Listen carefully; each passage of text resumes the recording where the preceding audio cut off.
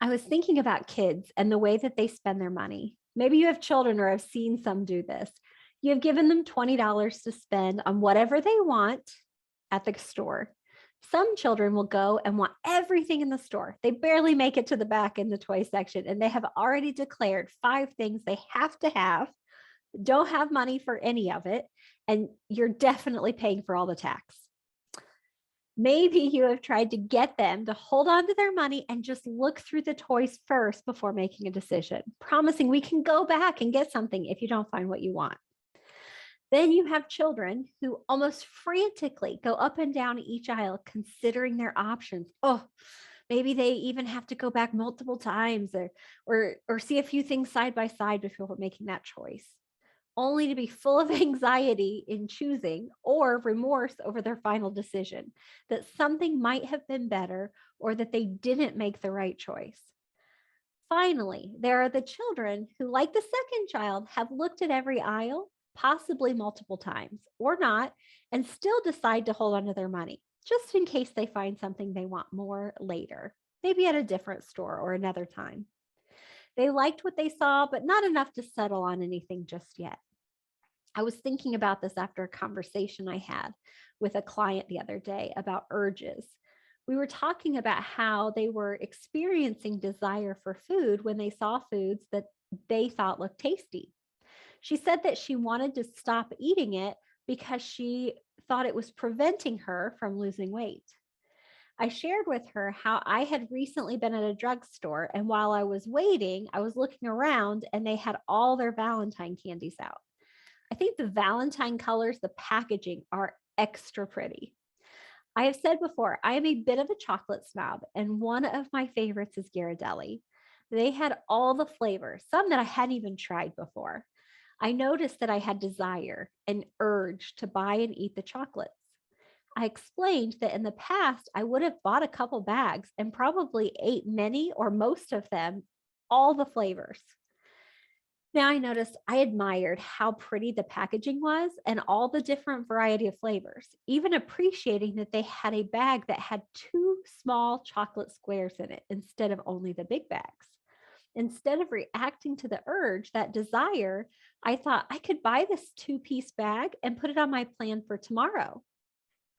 I liked that idea. I felt good about it. See, I used to just buy it and eat it. Then when I started the program, I did it less. Now I am offering it to myself, like the children with the money to spend. I am looking at all the choices and making my decision. I walked around that display probably 3 times looking at all the flavors. Then, like I usually do now, I put my hand on my stomach and I remembered that I like how my tummy feels now, that flatter tummy. I am not uncomfortable in my clothes or in my belly and my skin. I am not bloated and I like the way it feels and looks. I have been fairly consistent with losing about 1 pound per week, and I really like that. Then I remembered that I usually have dessert each week on our date night. I like the last child that I mentioned decided that I would save my money. I would wait until date night and see if I could find something I wanted more. I can always go back and get the chocolates from the drugstore. I will put on my plan date night dessert or chocolates. And if the restaurant doesn't have something better, then I will go back and get those chocolates and enjoy them. Or maybe I won't. Maybe I don't even want them by then. I used to be the first child who would spend their money without much thought. I would eat anything that I desired in any quantity at any time. Then I was the child who really considered it and then made a choice. But I had so much anxiety about when I was getting it and how often, my choices, usually feeling deprived and restricted.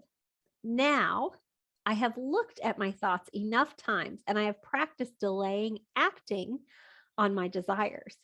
So now I am like the last child who many times waits to spend their money for something that they really want.